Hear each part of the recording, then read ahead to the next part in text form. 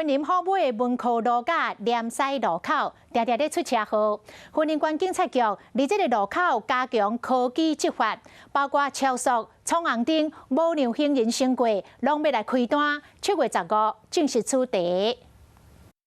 根据云林县警察局统计，虎尾文科路、连苏路路口较会发生车祸路段，警察局向交通部争取280万的经费，伫咧路口设县内第2处的多功能科技执法设备。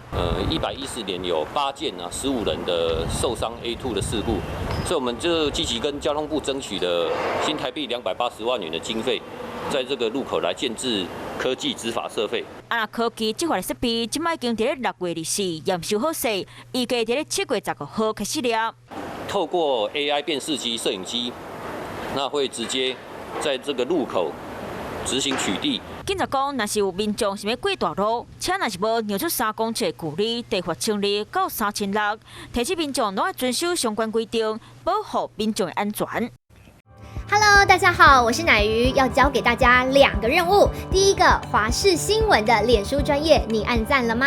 还有华视新闻的 YouTube 频道，赶紧订阅起来，还要记得按赞，开启小铃铛哦。